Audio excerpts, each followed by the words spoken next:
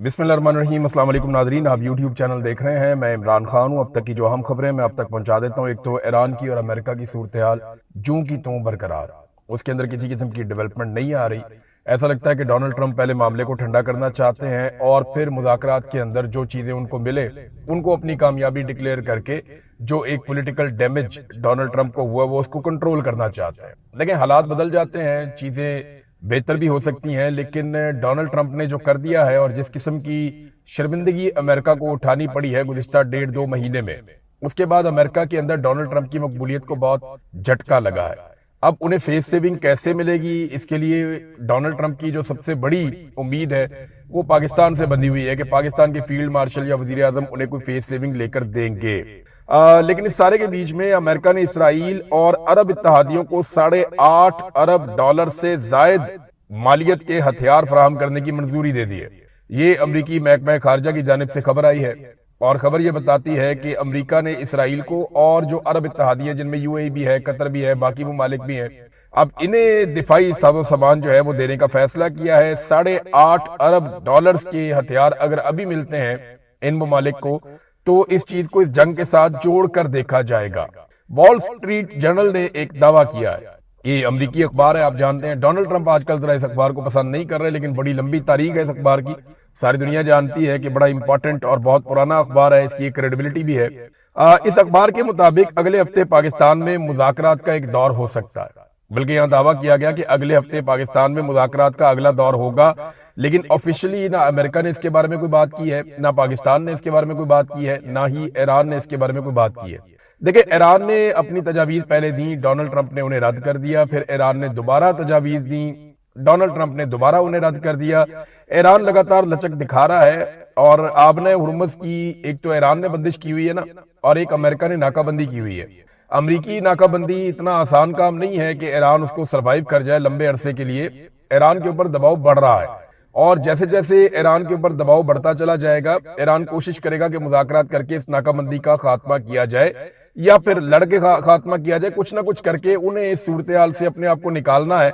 क्योंकि अगर उनके कुओं से तेल निकलकर दुनिया तक नहीं जाएगा तो उनके पास कमाई का कोई दूसरा बड़ा जरिया ईरान के पास मौजूद नहीं है।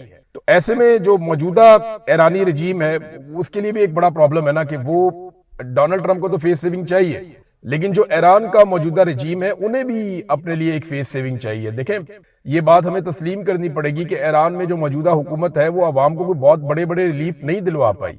दुनिया के साथ ईरान कटा रहा और इस रजीम की लड़ाई रही पूरी दुनिया के साथ और अमेरिका की वजह से रही। और अपने इनके जो अकायद हैं, जो नजरियात हैं, जिनकी बुनियाद के ऊपर ईरान एग्जिस्ट करता है, आप उनसे इत्तफाक करें, इख्तलाफ करें, उसकी वजह से ईरान का फड्डा रहा मुख्तलिफ ममालिक के साथ और मुख्तलिफ नजरियात के साथ। और बहुत बड़ा जो रिलीफ दिया जा सकता था, तेल पैदा करने वाला मुल्क है ईरान, जितना उसको अमीर और जितना बेहतर होना चाहिए था वो उतना अमीर नहीं है, क्योंकि बहुत सारे नुक्ता नजर से ईरान ने बड़ा अच्छा परफॉर्म भी किया। लेकिन फिर भी जो ईरान का मौजूदा रजीम है उसके पास भी जो वाहिद फेस सेविंग है वो ये है कि वो अमेरिका के खिलाफ खड़ा है। यानी उनकी पूरी मकबूलियत और उनका पूरा बयानिया ही वो ये है कि हम अमेरिका के सामने डट कर खड़े हैं, हमने जालिम के सामने झुकना कबूल नहीं किया। देखिए, ईरान जो है वो शिया अक्सरियत मुल्क है और ये जो हमारा अहले तशी का फरका है, इस फिरके में ये बात बड़ी इंपॉर्टेंट है क्योंकि ये अहले बैत का हर जगह पे नाम लेते हैं और वाकया करबला को याद करते हैं। तो जब भी कभी कोई ये बयानिया बनाता है तो वो अहले तशी में बहुत मकबूल होता है कि वो डट कर खड़ा है और जालिम के सामने झुक नहीं रहा। अब ईरान की हुकूमत ने अपने मुल्क में ये बयानिया बनाया हुआ है जो मौजूदा रजीम है और इस बयानिए को वो कभी नहीं छोड़ेंगे, तो उन्हें भी अपने लिए फेस सेविंग रखनी पड़ेगी। तो वो एक हद से ज्यादा लचक दिखा नहीं सकते। ये बड़ा बारीक काम हो रहा है मुज़ाकरात वाला। देखना यह है कि पाकिस्तान इसमें कामयाब हो सकता है और किस हद तक कामयाब होता है, अमेरिका को कितनी फेस सेविंग मिलती है। डोनाल्ड ट्रंप वहां पे रोला डाल देंगे, मैं जीत गया, मैं जीत गया, मैं जीत गया। यहाँ पे ईरानी जो है वो सेलिब्रेशन कर देंगे कि हम जीत गए, हमने जश्न मना लिया। तो ये इसी तरह होगा। लेकिन अमेरिका में एक बहुत बड़ा प्रॉब्लम ये है कि ईरान तो अपने मीडिया को कंट्रोल कर लेता है। ईरान में ऐसा सच कोई जमहूरियत नहीं है, यानी वो जैसे एक नॉर्मल जमहूरियत वाला सिस्टम होता है वो उससे थोड़ा मुख्तलिफ है। वहां पे वो कंट्रोल कर लेते हैं मीडिया को, चीजों को, लेकिन अमेरिका में ये कंट्रोल नहीं हो सकता। वहां पे मीडिया जो है वो धोखे रख देता है हुकूमत को। तो अमेरिकन कुछ भी कहते रहे, वहां की हुकूमत जितने मर्जी ताशे बजाती रहे, वहां का मीडिया बताएगा कि जनाब आपको बहुत मार पड़ी है اور آپ اپنے مقاصد میں کامیاب نہیں ہوئے، جو آپ نے دعوے اور وعدے کیے تھے وہ آپ پورے نہیں کر پائے۔ یہ پرابلم امریکہ کے ساتھ رہے گا۔ تو ایران نے فیس سیونگ دینی ہے امریکہ کو بھی، اور خود بھی انہوں نے اپنا جو مقبولیت کی ان کے پاس ایک واحد بڑی وجہ ہے کہ وہ ڈٹ کر کھڑے ہیں، وہ بھی انہوں نے وجہ اپنے ہاتھ سے نہیں جانے دینی۔ ایک اور چیز یہ ہے کہ ایران کو بالکل امریکہ پہ بھروسہ نہیں ہے۔ ایرانی فورسز کے بیان کے مطابق ان کے پاس اس بات کے شواہد موجود ہیں، اور انہیں یہ شواہد ملے ہیں کہ جلد امریکی جارحیت کے نتیجے میں دوبارہ جنگ ہو سکتی ہے، یعنی امریکہ دوبارہ سے کوئی لڑائی چھیڑ سکتا ہے اور پھر کشیدگی بڑھ جائے گی، ایک مرتبہ پھر جنگ شروع ہو جائے گی۔ اس وقت جو انٹرنیشنل مارکیٹ میں تیل کی قیمت ہے وہ بلند ترین سطح پر ہے۔ 4 سال میں اتنی بلند قیمت کبھی نہیں تھی۔ 2022 کے بعد پہلی مرتبہ تیل کی قیمت 126 امریکی ڈالر تک پہنچی ہے۔ اب اگر 126 ڈالر ہو گئی ہے تو یہ حالات خراب ہوتے ہیں، اور حالات نہیں سنبھلتے تو پھر یہ قیمت چلی جائے گی 140 150 تک، اور اگر یہ قیمت وہاں تک چلی گئی تو اس کا جو خمیازہ ہے وہ پورا یورپ بھگتے گا، ایشیا بھگتے گا، افریقہ بھگتے گا، تو بہت سارے ممالک کو امپیکٹ آئے گا۔ امریکہ میں دیکھیں تیل مہنگا ہو رہا ہے، لگاتار مہنگا ہو رہا ہے، وہاں پہ بھی ان کی مارکیٹ پہ بھی امپیکٹ آ رہا ہے، اور وہاں پہ بھی ریکارڈ ٹوٹ گیا ہے کہ امریکہ میں کافی عرصے کے بعد تیل کی قیمت اتنی بڑی ہے جتنی اس وقت امریکہ میں تیل کی قیمت ہے۔ تو اگر یہ مزید بڑھتی ہے تو ڈونلڈ ٹرمپ کے اوپر پریشر بڑھے گا۔ ایران کے پاس پریشر ٹیکٹکس کے طور پہ یہی ایک چیز ہے کہ جتنی دیر امریکہ محاصرہ جاری رکھے، ایران بھی اندر سے محاصرہ کرے رکھے، اور پھر پیٹرول کی پرائس عالمی منڈی میں بڑھتی جائے، اور اس کا دباؤ ڈونلڈ ٹرمپ کے اوپر پڑے۔ اب ٹرمپ کو تیل سستا کرنا پڑے گا، ورنہ امریکہ کے لیے مشکلات بڑھیں گی۔ دیکھیں نا، اب یورپ امریکہ سے دور ہوتا چلا جا رہا ہے، ان کی دوریاں بڑھ رہی ہیں۔ ڈونلڈ ٹرمپ نے یا پیٹ ہیگسٹ نے، انہوں نے بار بار اناؤنس کیا کہ یہ یورپ کے ممالک سے اپنے فوجیوں کو نکالیں گے، یعنی یورپی ممالک کی حفاظت کے لیے امریکہ نے جو بندوبست کیا ہوا، اپنا ڈیفنس سسٹم لگایا ہوا، اپنے فوجی رکھے ہوئے ہیں، وہ یہ کہتے ہیں کہ ہم یہاں سے اپنے فوجی نکالیں گے۔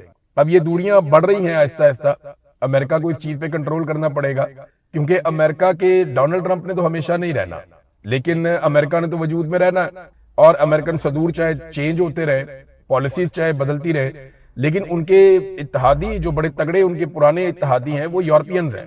مغربی ممالک سے امریکہ اپنی دوریاں نہیں بنا سکتا، اور امریکہ کو یہ کبھی بھی وارہ نہیں کھائے گا۔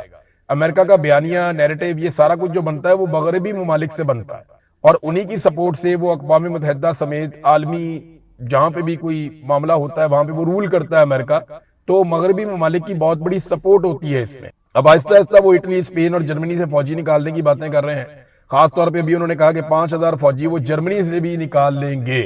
تو امریکہ کو اپنے تعلقات بہتر کرنے پڑیں گے۔ ٹرمپ کے تو چلیں اگر وہ پورا ٹائم بھی کر دیتے ہیں تو 2.5 سال اور ہیں، تو ان 2.5 سالوں کے بعد ایک نیا صدر آ جائے گا امریکہ میں، تو وہ ایک نئی پالیسی لے کر آئے گا، اور جو اس وقت ریپبلکنز کی صورتحال ہے، مجھے نہیں لگتا کہ اگلے انتخابات میں ڈیموکریٹس کو ریپبلکن آسانی سے شکست دے سکیں گے، میرے خیال میں مشکل ہو جائے گا۔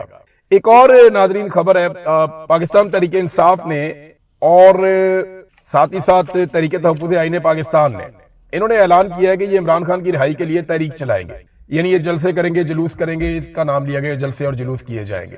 تو کیا اس سے عمران خان صاحب کی رہائی ہو جائے گی؟ یہ بات میں بھی جانتا ہوں، آپ بھی جانتے ہیں کہ جب پاکستان تحریک انصاف احتجاج کی کال دے گی، جلسے یا جلوس کرے گی، تو لوگ وہاں پہ آ جائیں گے۔ لوگ کبھی مایوس ہو جاتے ہیں، کبھی پھر امید پکڑ لیتے ہیں، تو تحریک انصاف میں عمران خان کے نام کے اوپر لوگ کوئی نہ کوئی امید باندھ کے باہر نکل کے آ جاتے ہیں، سڑکوں پہ بھی آ جاتے ہیں، جلسے جلوس میں بھی آ جاتے ہیں۔ لیکن کیا اس سے عمران خان صاحب کو رہائی مل سکتی ہے؟ تو صاف بات یہ ہے کہ جب تک کہ اسٹیبلشمنٹ کے اوپر اتنا دباؤ نہ پڑے کہ انہیں عمران خان کو چھوڑنا پڑ جائے، تب تک وہ عمران خان کو نہیں چھوڑیں گے۔ بڑا شدید دباؤ ڈالنا پڑے گا۔ اب وہ دباؤ کیسے ڈالا جا سکتا ہے؟ دیکھیں اس کے الگ الگ طریقے ہیں۔ سب سے پہلے تو جو اپوزیشن کا کام ہے، اپوزیشن اپنا کام کرے، حکومت کی ایک ایک غلطی کی نشاندہی کرے، ایک ایک چیز پہ پریس کانفرنس کرے، ایک ایک چیز پہ عوام کے ساتھ کھڑی ہو، چاہے وہ پیٹرول کا معاملہ ہے، چاہے بجلی کا معاملہ ہے، چاہے گیس کا معاملہ ہے، چاہے مہنگائی کا معاملہ ہے۔ ابھی یہ جو اپریل کا مہینہ ہے، اس میں 11% مہنگائی ہوئی ہے پاکستان میں، مزید بڑھ گئی ہے 11%۔ تو 11% جب مہنگائی بڑھ گئی ہے تو آپ کو اندازہ ہو جانا چاہیے کہ لوگوں کے ساتھ پھر کیا ہوا ہے، اور لگاتار پاکستان میں مہنگائی بڑھتی چلی جا رہی ہے۔ ایسا نہیں ہے کہ کسی دن بھی چیز پہلے سے سستی ہو گئی ہو، جو چیز بھی یہاں پہ ایک مرتبہ مہنگی ہوتی ہے اس کے سستا ہونے کے امکانات کوئی نہیں ہوتے۔ آج تمام چیزیں لوگ جو خرید رہے ہیں وہ عمران خان صاحب کے دور حکومت سے کم 50% سے لے کے 100% تک مہنگی خرید رہے ہیں، یعنی اتنی زیادہ مہنگائی ہو گئی ہے۔ بجلی کی قیمت میں لگ بھگ 3 سے 4 گنا اضافہ ہو گیا ہے۔ انڈیا اور بنگلہ دیش کے مقابلے میں ہماری بجلی کی قیمت 3 گنا ہے، وہاں پہ 3 گنا سستی ہے۔ مجھے آپ یہ بتائیں نا کہ وہاں پہ جو تاجر کوئی چیز بناتا ہے یا صنعت کار وہاں پہ کوئی چیز بناتا ہے اور وہاں کے تاجر اسے عالمی منڈی میں لے جا کر بیچتے ہیں، تو ان کو جب کاسٹ آف پروڈکشن ہی ہمارے سے 3 گنا کم پڑتی ہے تو ہم ان کا مقابلہ کیسے کریں گے؟ آپ فرض کریں نا کہ ہم نے ایک پروڈکٹ بنائی اور وہی پروڈکٹ بنگلہ دیش نے بنائی اور وہی انڈیا نے بنائی۔ اب انڈیا کی فیکٹری میں بجلی کا یونٹ جو ہے وہ پاکستان سے 3 گنا سستا ہے، بنگلہ دیش میں بھی 3 گنا سستا ہے، تو ہمیں وہ چیز مہنگی پڑے گی اور انڈیا اور بنگلہ دیش میں سستی پڑے گی۔ اب ان کا تاجر جب بیچنے جائے گا تو ہم ہیں تو ایک ہی خطے میں، تو ان کی چیز جتنے کی بھی بکے گی وہ ان کو وارہ کھا جائے گی، ہم ان کے ساتھ کمپیٹ نہیں کر پائیں گے، ہمارا اتنا منافع ہی نہیں ہوگا۔ اور اگر وہ فرض کریں ہم ایک چیز 100 روپے کی بنا رہے ہیں، وہ اس چیز کو 70 روپے کی بنا رہے ہیں، ہم 110 روپے کی بیچ کر 10 روپے کماتے ہیں، وہ 110 روپے کی بیچ کے 40 روپے کماتے ہیں، اور اگر وہ 100 کی بیچنا شروع ہو جائیں تو ہمیں تو بغیر منافع کے بیچنا پڑ جائے گی، کیونکہ ہم ان کا مقابلہ نہیں کر پائیں گے۔ تو یہ پرابلم پاکستان میں ہے اور یہ لگاتار پرابلم ہے پاکستان میں۔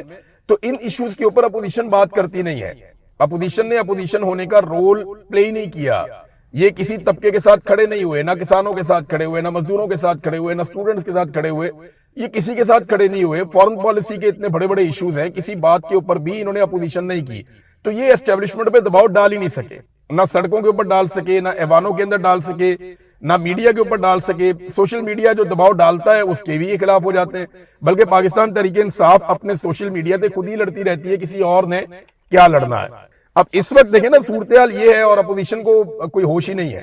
125 روپے سے لے کر 150 روپے تک ڈیزل اور پیٹرول کے اوپر آپ صرف ٹیکسز دے رہے ہیں 1 لیٹر پہ۔ عمران خان کی حکومت میں 150 روپے کا لیٹر جو ہے وہ پیٹرول تھا، آج اس کے اوپر خالی ٹیکس ہی 150 روپے ہے، یعنی جتنے کا عمران خان پیٹرول دے رہا تھا اتنا تو یہ صرف پیٹرول کے اوپر ٹیکس لے رہے ہیں، سادی سی بات ہے۔ تو کوئی بات ہی نہیں کر رہا ہے اس کے اوپر۔ اب اس چیز کو لے کر کے اپوزیشن کو انہیں ناکو چنے چبوانے چاہیے، انہیں چاہیے سڑکوں پہ آئیں، لوگوں کو بتائیں، ہر طرف یہ بات کریں کہ جناب جتنے کا ہم پیٹرول دے رہے تھے اتنا تو یہ صرف ٹیکس لے رہے ہیں، تو پیٹرول کی قیمت تو اس کے علاوہ ہے۔ تو اس کے اوپر جو ہے نا وہ اپوزیشن کام کرتی ہوتی ہے، بات کرتی ہوتی ہے، لیکن موجودہ اپوزیشن جو ہے وہ ایسا لگتا ہے کہ بغیر دانتوں کے ہے، یہ کچھ کرنا نہیں چاہتے، یہ ڈرے ہوئے ہیں۔ دیکھیں اپوزیشن کرنے سے، سچ بولنے سے، حقائق سامنے لانے سے تو آپ کو کوئی نہیں روک سکتا، اور وہ تو آپ کو کرنا چاہیے، یہ تو ہر اپوزیشن کی رسپانسبلٹی ہے، تو وہ کام بھی یہ نہیں کر رہے۔ تو اب دیکھتے ہیں کہ کہہ رہے ہیں تحریک چلانی ہے، تو کیا اس تحریک سے جو آپ چلانا چاہ رہے ہیں کیا یہ عمران خان صاحب کو رہائی دلوا سکتے ہیں؟ یہ ایکچولی ہمیشہ پریشر کو مینج کرتے ہیں، جب بھی کارکنوں کا پریشر آتا ہے، عوام کا پریشر آتا ہے کہ جناب پاکستان تحریک انصاف کچھ نہیں کر رہی، میڈیا کا پریشر آتا ہے۔ آج جو حکومت کے حمایتی میڈیا والے ہیں وہ بھی یہ کہہ رہے ہیں کہ اپوزیشن اپنا کام تو کرے، حکومت پہ دباؤ ڈالے تاکہ وہ غلط کام کرنے سے باز رہے۔ اب سادگی کا لیکچر دے دیتے ہیں قوم کو، خود مہنگائی میں اضافہ کرتے چلے جا رہے ہیں، لیکن اپنے اللے تللے موجودہ حکومت نہیں چھوڑ رہی، لگاتار یہ اشتہار بازی کر رہے ہیں۔ ابھی یہ جو پی ایس ایل کا فائنل ہونے جا رہا ہے، اس میں بہت بڑا کنسرٹ کریں گے، میوزیکل کنسرٹ، بہت سارے فنکاروں کو اس میں بلا رہے ہیں، بہت سارے لوگوں کو اس میں بلا رہے ہیں۔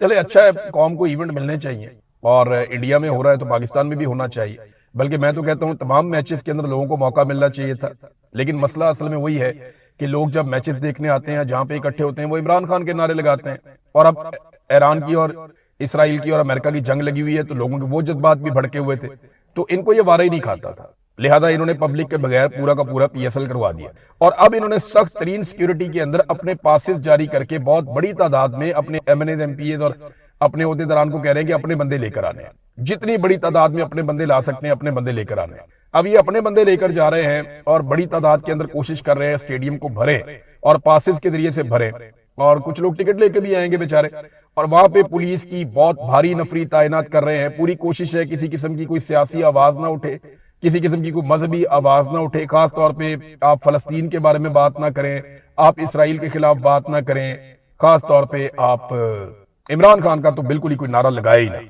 تو اب یہ اس کے لیے بہت بڑے پیمانے پہ سیکیورٹی کا بندوبست کر رہے ہیں۔ ناظرین ایک اور چیز میں آپ کو بتاتا ہوں، ابھی دیکھیں نا، یہ کہتے ہیں قوم کو کفایت شاری، ابھی آپ دیکھیں گے یہ کروڑوں اربوں روپیہ خرچ کر دیں گے اس بات کی تشہیر کے اوپر کہ انڈیا کے ساتھ پاکستان کی پچھلے سال ان دنوں میں لڑائی ہوئی تھی، اور آپ یہ دیکھیں گے کہ ملی نغمے، بینر، پوسٹر، یہ بہت سارا کچھ ایسا کریں گے جو غیر ضروری ہے۔ کیونکہ دیکھیں میں اس لیے غیر ضروری کہہ رہا ہوں کہ کشمیر ابھی تک آزاد نہیں ہوا، وعدہ جو ہے پاکستان کی فوج کا پاکستانیوں کے ساتھ یہ ہے کہ وہ کشمیر کو آزاد کروا کر دیں گے، 70 سال میں انہوں نے اپنا وعدہ پورا نہیں کیا، تو اب صرف انڈیا کے جہاز گرے ہیں اور انہوں نے پاکستان میں نقصان کیا، پاکستان نے ان کے جہاز گرا دیے، انہوں نے یہاں بہت سارے لوگ شہید کر دیے تھے، ہمارے ایئرپورٹوں پہ انہوں نے مارا، انہوں نے میزائل مارے، معاملہ یہ ہے کہ ہم نے ان کے جہاز گرا دیے، بہت اچھی بات ہے، ہم اس سے بڑے خوش ہیں، لیکن اب آپ قوم کا کروڑوں اربوں روپے اس پہ ضائع تو نہ کریں اس بات پہ کہ جناب ہم سیلیبریشن کرنے جا رہے ہیں، اپنا پانی چھڑوا لیں انڈیا سے، پھر سیلیبریٹ کر لیتے ہیں۔ کشمیر کو آزاد کروا لیں، میں ایک ہفتہ جشن مناؤں گا، بلکہ ایک مہینہ جشن مناؤں گا۔ کشمیر کو آزاد کروا لینا جو وعدہ کیا ہوا ہے، اور ہم تمہارا سانس بند کر دیں گے اگر تم ہمارا پانی بند کرو گے تو۔ وہ پانی بند کر کے بیٹھا ہوا ہے اور اب تک ان کا سانس ہی بند نہیں کیا۔ تو یہاں پہ اب جناب ایک اور جشن آپ کو دیکھنے کو ملے گا جس پہ قوم کا پیسہ جو ہے وہ بہت زیادہ لگائے جانے کی توقعات ہے، اور ایسی خبریں بھی آ رہی ہیں۔ ناظرین، ایک خبر میں جاتے جاتے آپ کے ساتھ شیئر کروں گا، یہ بڑا افسوسناک معاملہ ہے۔ 100 دن ہو گئے ہیں ایمان مزاری اور ہادی علی چٹھا کو گرفتار ہوئے، 100 دن ہو گئے، ان کا کیس ہی نہیں لگ رہا۔ یہ دونوں وکیل ہیں اور انسانی حقوق کے لیے کام کرتے رہے، انہوں نے ہمیشہ غریب آدمی کے، کمزور آدمی کے کیسز مفت میں لڑے ہیں، انہوں نے پیسہ نہیں بنایا، انہوں نے انسانی حقوق کے لیے، انسانیت کی خاطر، اللہ کی رضا کے لیے یہ لوگ کام کرتے رہے۔ بڑا زور لگایا انہوں نے، ہر پسے ہوئے طبقے کے لیے یہ کھڑے ہوئے، ایمان مزاری اور ہادی علی چٹھا۔ سلام ہے دونوں میاں بیوی کو، اور ان دونوں کو گرفتار کر کے جیل میں لے جا کے بند کر دیا، اور ایک ٹویٹ کے اوپر ان کو 17 سال کی سزا سنا دی۔ ادھر جج کا بیٹا دن دہاڑے 2 بچیوں کو کچل کے قتل کر دیتا ہے، اس کے پاس لائسنس بھی نہیں ہے، گاڑی بھی انلیگل ہے، اور وہ 2 دن میں گھر چلا جاتا ہے۔ ان کا 100 دن ہو گئے، کیس ہی نہیں لگ رہا، اور عدالت بھی وہی ہے جہاں اس جج کا بیٹا تھا، یعنی اس لڑکے کا باپ جس عدالت کے اندر جج ہے وہی عدالت ہے، آپ اندازہ کریں۔ یہ ہے پاکستان میں نظام انصاف، اور یہ انصاف کے لیے، لوگوں کو انصاف دلانے کے لیے ٹھوکریں کھاتے تھے۔ ان کا اپنا تو کوئی معاملہ نہیں تھا، یہ تو غریب اور پسے ہوئے طبقات کے لیے، جبری طور پہ لاپتہ افراد کے لیے، بہت غریب اور پسے ہوئے لوگ، وہ بیچارے جن کا کوئی بات ہی سننے والا نہیں ہے، ان کے کیسز لڑتے تھے یہ۔ اور آج ان کے ساتھ جو ہے وہ وکلا کھڑے، اس کے باوجود ان کو انصاف نہیں مل رہا۔ آپ اندازہ کریں کہ جو خود وکیل ہیں انہیں انصاف نہیں مل رہا، اور وکیل بھی وہ جو انسانی حقوق کے لیے آواز بلند کرتے ہیں، جن کے لیے انٹرنیشنلی آواز اٹھی ہے، انہیں انصاف نہیں مل رہا۔ تو پاکستان میں عام آدمی کو کیسے انصاف ملے جب آپ یہ حرکتیں کرتے ہیں نا؟ جب وہ کانسٹیٹیوشن کے اوپر ایونیو پہ نمبر 1 بلڈنگ ہے، وہ پتہ چلے وہ بلڈنگ کی غیر قانونی ہے، وہ بلڈنگ بن رہی تھی کسی نے نہیں روکا، وہ بلڈنگ بن گئی کسی نے نہیں روکا، وہ بلڈنگ بک گئی کسی نے نہیں روکا، وہ بلڈنگ بک کے جناب لوگ اس کے اندر شفٹ ہو گئے، کسی نے نہیں روکا، اینڈ میں آگے یاد ہے جناب یہ تو بلڈنگ گرانی تھی، پہنچو جی سارے اب خالی کروا رہے ہیں۔ میں یہ کہہ رہا ہوں کہ غیر قانونی کام ہے نا، روکو اس کو، لیکن یہ غیر قانونی کام کروایا کس نے؟ کون لوگ اس میں ذمہ دار ہیں؟ اس کے اندر جب پہلی اینٹ رکھی جا رہی تھی، جب اس کو بنایا جا رہا تھا، وہ جو افسران ہیں CDA کے، وہ تمام لوگوں کو لٹکائیں نہ لا کے، ان کو الٹا لٹکائیں، ان کی جیبوں سے پیسہ نکلوائیں جو انہوں نے رشوتوں میں کھایا، لے کر اس ٹھیکیدار کو پکڑ کے جو بیچ کر بھاگ گیا، وہ سارے مافیا کو پکڑو جو اس کے لیے ذمہ دار ہے۔ وہ بیچارے لوگوں نے جنہوں نے خریدا ہوا ہے، ان کا کیا قصور ہے؟ وہ تو خرید رہے تھے اس لیے کہ اس کی اجازت تھی، تب آپ نے یہاں پہ نوٹس لگایا ہی نہیں کہ جناب یہ نہیں خریدنا ورنہ آپ کے پیسے ضائع ہو جائیں گے۔ تو جو کانسٹیٹیوشن ایونیو، اس کی بلڈنگ نمبر 1 ہی غیر قانونی ہوگی، اس ملک میں کون سرمایہ کاری کرے گا؟ آپ اندازہ کریں نا، انہوں نے پیسہ لگوا دیا، سارا کچھ کر دیا، لوگوں نے لے لیا، اینڈ میں آگے انہوں نے کہا جی نہیں، ختم، ضائع، فارغ، گھر جاؤ۔ اب یہ جو انہوں نے کیا ہے، اس کے بعد کون پاگل ہے جو آئے گا پاکستان میں پیسہ لے کے کہ یار یہ تو پاگل ہے، یہ تو سپریم کورٹ کے سامنے بلڈنگ بن کے تیار ہو کے وک بھی گئی، اب جا کے یہ کہہ رہے وہ جسٹس اعجاز الاحسن کا، تو پکڑو اس کو، گرفتار کرو اس کو، اندر ڈالو، پوچھو اس سے۔ وہ جسٹس ثاقب نثار کا کہہ رہے ہیں تو پکڑو نہ، گرفتار کرو، سوال پوچھو۔ یہ لوگوں کو کہانیاں نہ سنائیں، آپ انصاف کرنا ہے تو انصاف کریں، یہ پک اینڈ چوز نہ کریں۔ اسی اسلام آباد میں غریبوں کے گھر گرے، پوچھنے والا کوئی نہیں تھا، کوئی پوچھنے والا نہیں تھا، غریبوں کے گھر انہوں نے مسمار کر دیے اور لائن سے گرا دیے، ایک دن میں 10 20 50 گھر انہوں نے گرائے، لوگوں کو بے گھر کر دیا، ان کو دوسرے گھر ہی نہیں دیے، متبادل جگہ ہی نہیں دی انہوں نے۔